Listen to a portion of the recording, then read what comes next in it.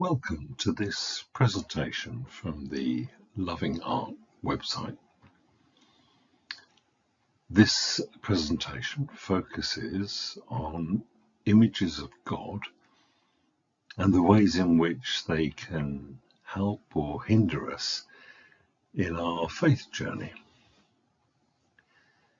This presentation was first made live at the Greenbelt Festival at the end of August 2023.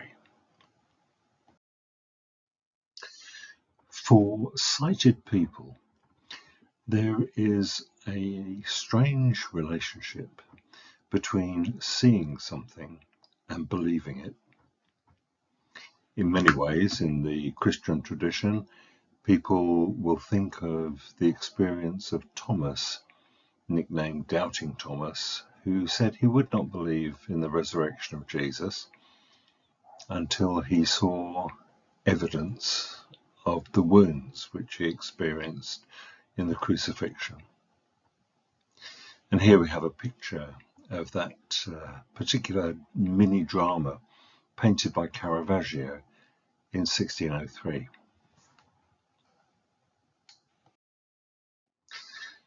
This same theme was explored by the American artist Doug Blanchard, and in this we see the risen Christ being greeted and embraced by an effeminate young man, a black woman, and an elderly lady with a walking aid. But we might ask, where is St. Thomas? Well, he's there in the background, grasping the wrist of the risen Christ and examining the nail prints there. If we move from the experience of Thomas, who wanted to see something before he would believe it, to our own experience as viewers of images created by artists, then what do we say to this question? Which of these two images, the one by Caravaggio or the one by Blanchard, is the authentic Jesus? Well, of course, neither and both is the answer. We've no idea what Jesus looked like. And these are artists' approximations. And if those images by artists don't tie down an authentic image of Jesus, then what are the experiences like this, where people present slices of burnt toast in which they claim the image of Jesus has been mystically imprinted? Before we become too cynical about these, it's worth saying that some people take them very seriously. A slice of toast with the supposed image of the Blessed Virgin Mary sold for a six-figure dollar sum to a casino in the United States of America and is now on the display in the said casino. And psychologists don't mock the experience either.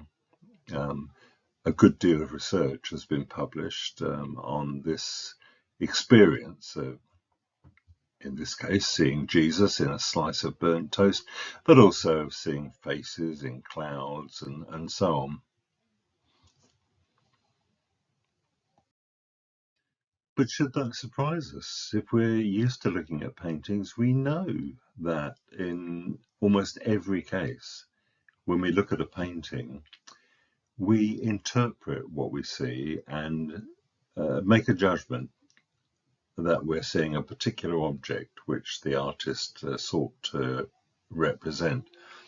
Here's a beautiful arrangement of flowers and insects by a Dutch artist in the 17th century.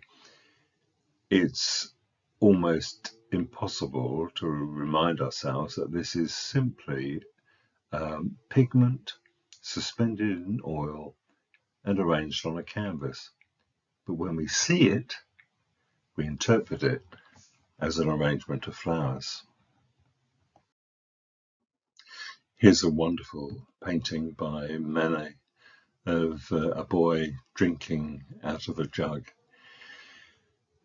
And it's worth reminding ourselves that when Manet first published these paintings, his critics said they were unfinished. They simply were not able to read them, to accept them as images. But we now look at them and speak about the vivacity of an image like this, how the light bounces off the boy's shirt and off the spout of water. And we feel ourselves in that situation. But again, without taking anything from the painting, it's worth remembering that this again is simply an arrangement of pigments on a canvas. And we look now at this exquisite nude by Henri Matisse. For most people viewing this painting who come from Western Europe or the Americas, it is unmistakable as a female nude. We look at this arrangement and we see a nude woman with her right arm behind her head, with her left knee raised and her right leg curled around the left leg. But actually, if we stand back for a moment, this is actually quite an extraordinary image. If we ever saw a woman who looked like this, we'd be astounded. But we look at it and we read it as a woman.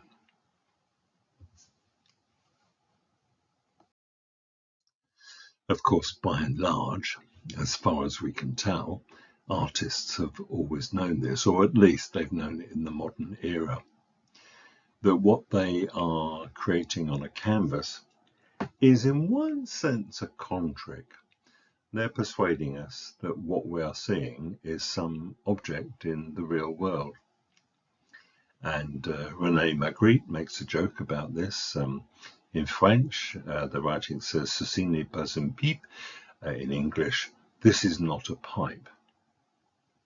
Why is it not a pipe?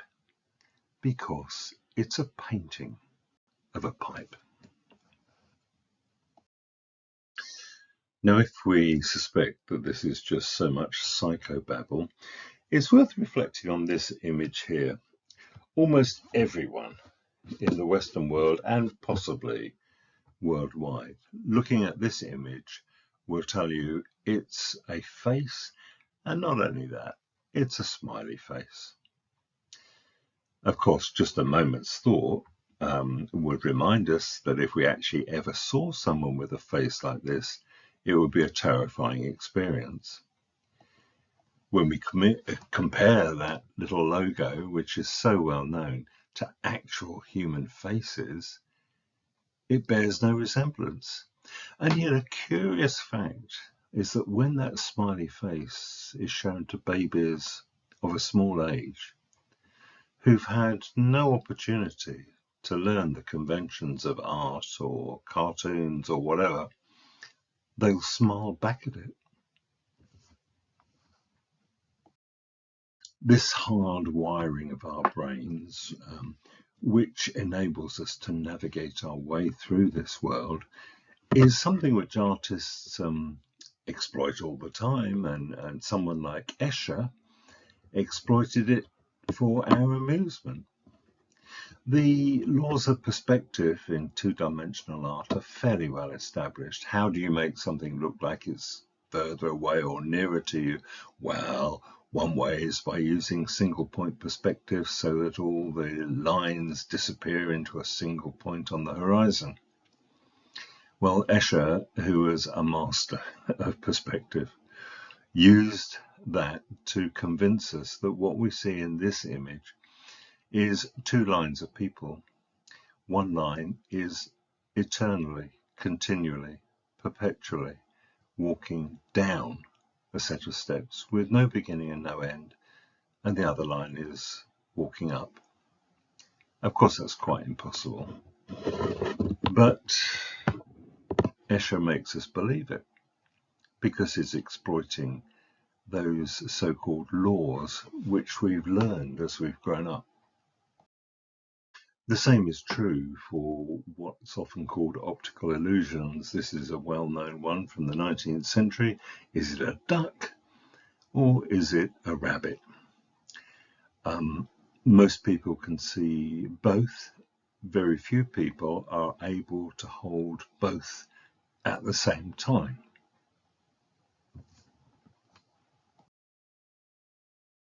This is one of those photographs that we see so much on the internet. This is a single shot photograph taken from a fixed position. No photoshopping or other trickery is involved. What you see is what the photographer saw through the camera viewfinder. So how on earth is this possible? Well, what has happened is that an extremely skillful artist has created two panels which were laid alongside the original situation that persuade us that what we're seeing is a giant advancing through the tunnel of this road bridge.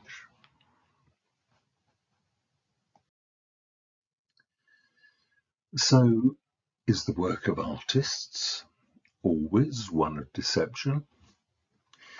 Well, in the main, yes, it is. We have to look to abstract expressionists and others who make the medium the whole point of their work to get away from that. We are even more susceptible to the illusions created by photography or by the cinema. If you asked many people in the Western world who this is an image of, they would say it's Jesus. Well, of course it's not. It's an actor called Robert Powell. Robert Powell was chosen to play the role of Jesus in the Zeffirelli film, Jesus of Nazareth. And the story is that one of the reasons he was chosen, quite apart from his acting ability, was the fact that he had blue eyes, not apparent in this particular picture, but certainly the makeup artists used blue eyeliner to accentuate the blueness of his eyes. And as we all know, Jesus had blue eyes. The makeup artists were not acting in a vacuum.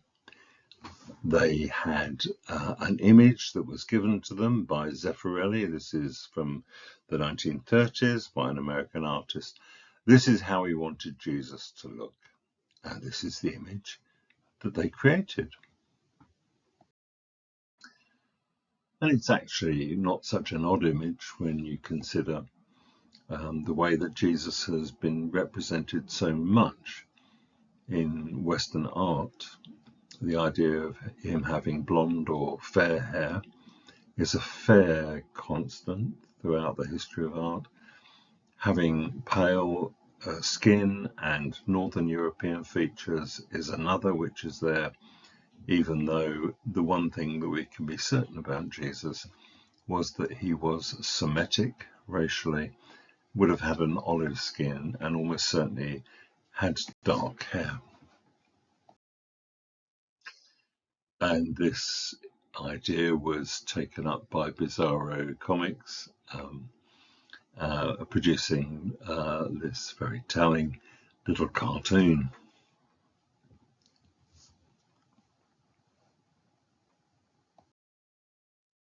Well, now some of our artists have sought to remedy the situation if it is unhelpful to present Jesus as a Western European male. Would it help if we saw Jesus as a female?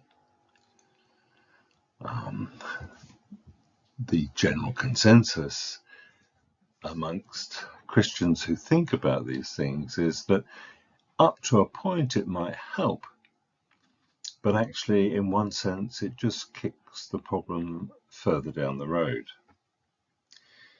It helps to the extent that we think of the second person of the Trinity being the incarnate form of us, whether we are female or male.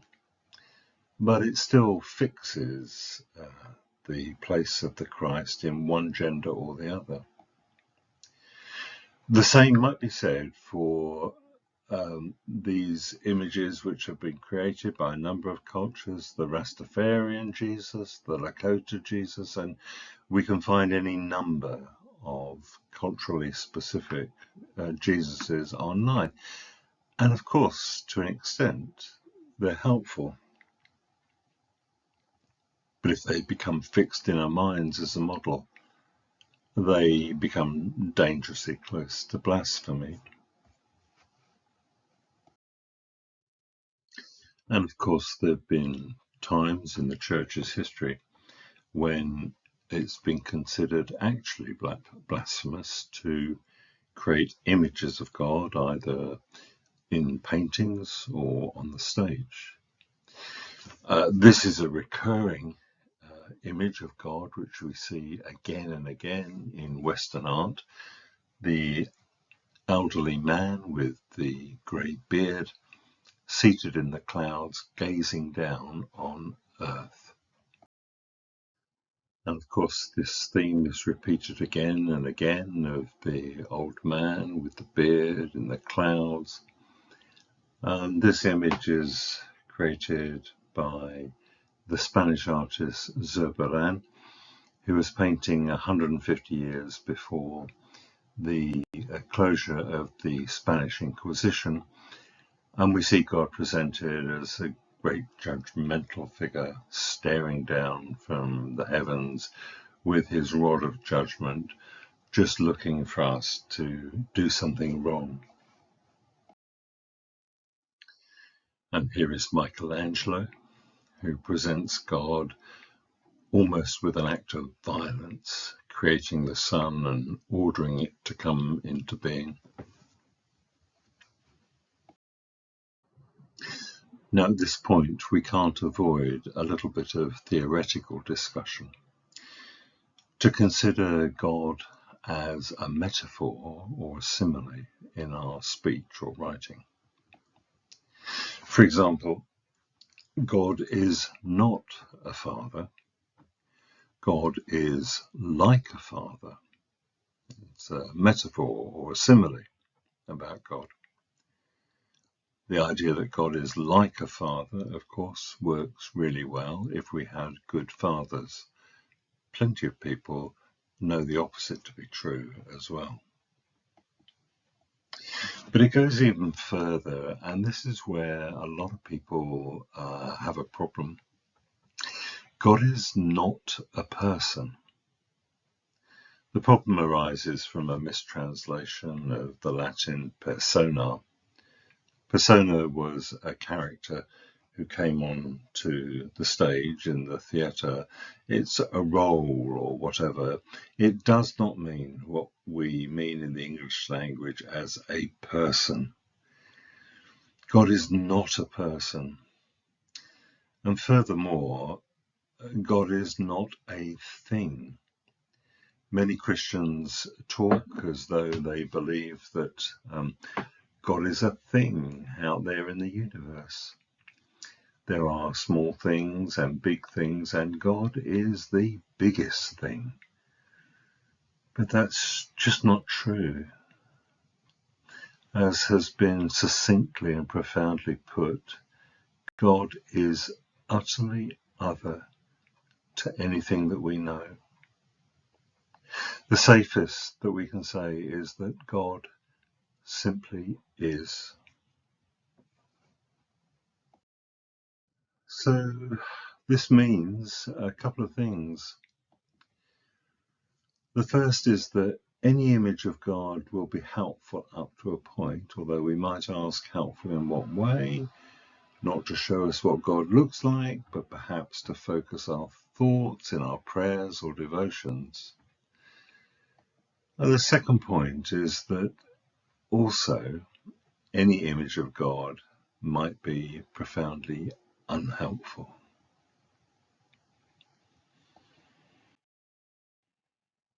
We're going to look at some images of God that have been created over the past 100 years or so. This first one is Gustav Doré, is illustrations for the Divine Comedy. And we see God there as a ball of light surrounded by myriads of angels. We see also by Matt Groening a very popular image of God in The Simpsons, Series 4. God makes an appearance several times. We never actually see God's face, but we're quite clear that God has a long grey beard and a white robe.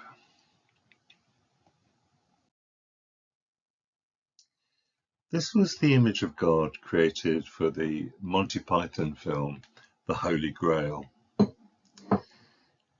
Significantly, God is shown glaring down from the clouds, not a friendly image at all. Powerful, judgmental, perhaps unpredictable. But how about this image? Here is God from the TV series Rev, Series 3 in 2014. And of course, this is Liam Neeson, but who portrays an intriguing image of God.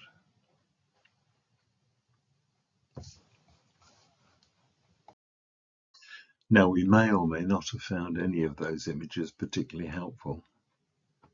So what about some ideas from the world of fine art? These are just a few suggestions I have to make, and they are only suggestions and they work for me personally. But viewers will have to decide whether they work for them. Vasily Kandinsky was an interesting artist. He believed objectively that art was a spiritual power.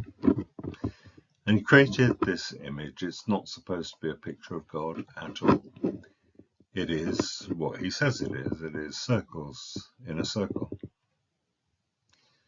And yet I wonder if this would be a helpful, inspiring image for someone who was reflecting on the notion of God.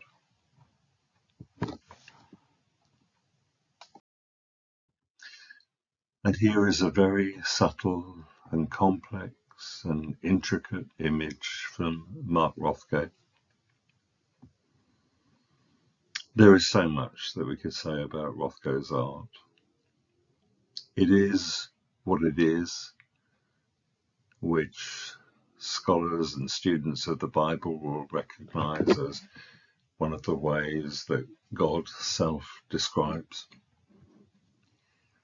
People will look at Rothko's work and speak of seeing windows and doors and portals and all such. And that's fine, but it's actually nonsense, because what the artist did was he simply applied layers of pigment to a canvas. There's something about Rothko's work which is mysterious and, dare I say, mystical. When his work was displayed at the Old Tate Gallery in London, it was in a room of its own, and you went into that room and there was a kind of a hush. And the warders told me they used to amongst themselves call it the chapel, because there was just something about the presence of these paintings, that you were in the presence of the painting, that somehow the painting was staring at you. And it speaks to me so loudly of the mystics as they talk about prayer, that prayer is us standing naked before God, stripped of all our illusions about ourselves and stripped of our illusions about God. And in many ways, the work of the abstract expressionists helpfully points us towards the God on whom we're so tempted to put projections of our own making to create God in our own image. And these paintings say to us, will you let us be what we are? Much in the way, perhaps, that God says to us. And here's a work by the Russian artist Malevich. It is white on white. It is what it says it is. And I wouldn't want to say too much about this, except that maybe it's another one of those paintings in whose presence we sit.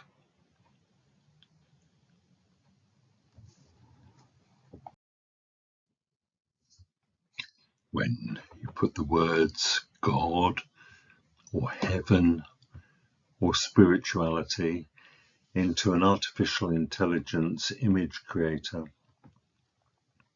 these are the kind of images which are produced. It doesn't mean that these are images of heaven or God or anything else. It's simply that this is how the program responds to those words. And some people will find these helpful as images on which they can contemplate God. Images of the God who is utterly other, indescribable, beyond our knowing, and yet who reaches out to greet us and embrace us. So thank you for watching this presentation. If you'd like to read a few more accessible articles about art, the history of art, and about aesthetics, then please come and have a look at my website. Thank you.